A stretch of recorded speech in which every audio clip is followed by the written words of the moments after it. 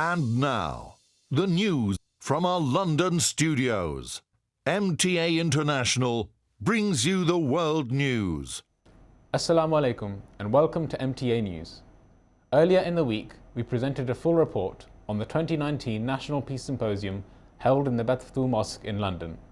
On This Week with Huzoor, MTA International will humbly present behind-the-scenes footage of Huzoor's activities either side of the event. In the build-up to the UK National Peace Symposium 2019, Huzoor conducted meetings at the Huzoor Mosque in London. These included a sitting with the founder of Teachers Without Borders and winner of this year's Ahmadiyya Muslim Peace Prize, Fred Mednick, as well as His Excellency Julius Peter Moto, the High Commissioner of Uganda to the UK.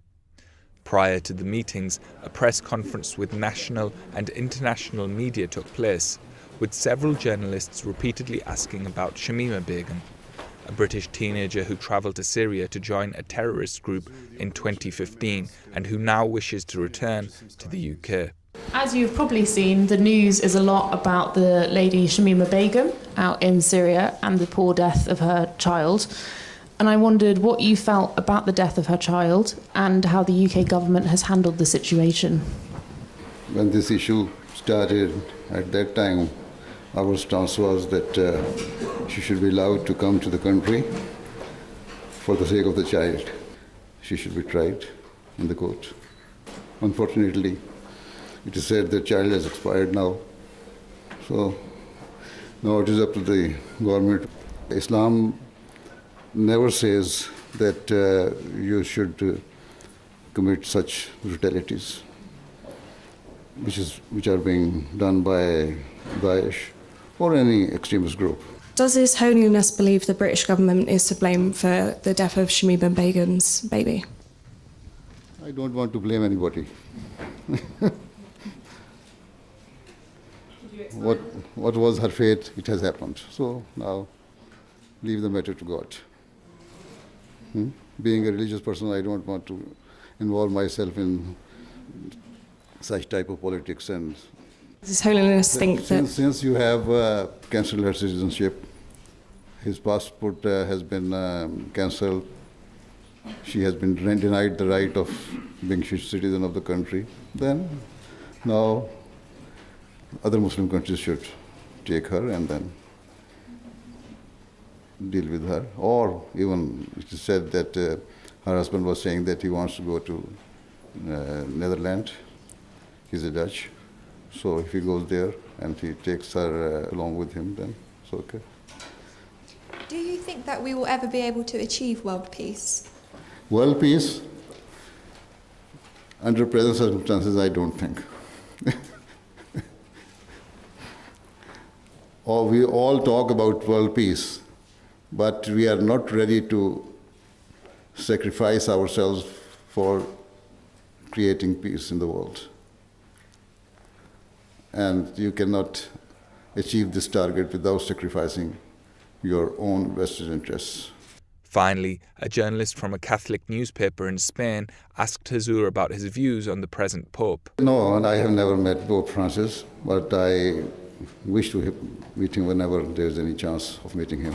The present Pope is quite open-minded person, and as he has been to some of the Muslim countries, Middle Eastern countries. So I think this is how we all should live together and work together amicably. All the religions teach peace and love and harmony. And that is what we should appreciate, whatever he has done. Within minutes of the press conference concluding, Huzoor's comments had been picked up by the national media in the UK and with the top story on the Sky News website. Over the next 24 hours, the Peace Symposium itself or related activities were covered by more than a dozen outlets in the UK alone. Following the press conference, Huzoor delivered an inspirational address to an audience of more than 1,000. The 700 dignitaries and guests from 30 countries included ministers, ambassadors of state and members of parliament. The address was streamed live online and has since been broadcast on MTA.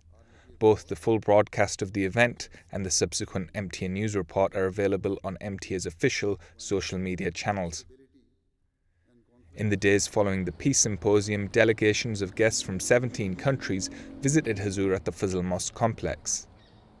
The first mulakat on Sunday morning was with Tom Gallagher, a US-based CEO and president of the Religious News Foundation. Huzoor explained to him the perfect character of the Holy Prophet Muhammad sallallahu alaihi wasallam. Well, His Holiness is very impressive. We had a wonderful conversation, a private conversation. He clearly has a great memory. He remembered meeting me last year in Baltimore.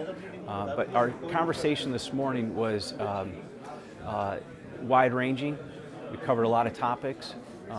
He gave some very insightful advice, and I was glad to have a few minutes of his time.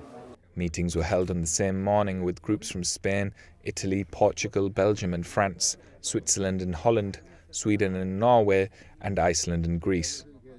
I saw yesterday this harmonization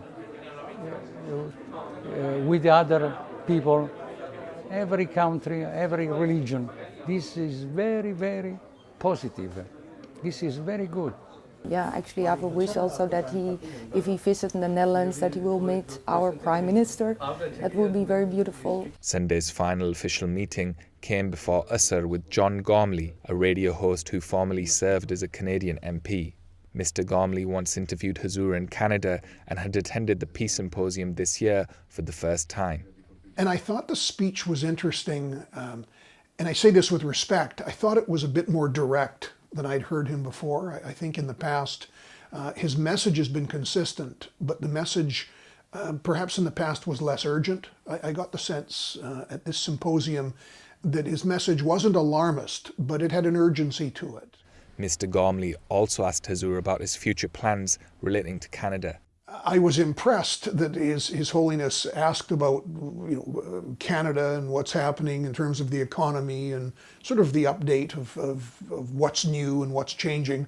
And we pointed out that in our province, we've had 4 new mosques, 2 in our province and 2 in other provinces. So I said I was going to make a self-interested pitch and invite him back to Canada soon. He said he would see. And he obviously has a number of commitments, but I gave a bit of a push. The delegations continued on Monday. Groups attended from Bosnia and Croatia, Macedonia, Kosovo, and the final mulakat was with a guest from Lithuania. I wish you and all the luck, because I especially love that you are sort of fighting inequality. You are making everything possible so that there should be no inequality in the world, so that everyone feels himself equal and happy.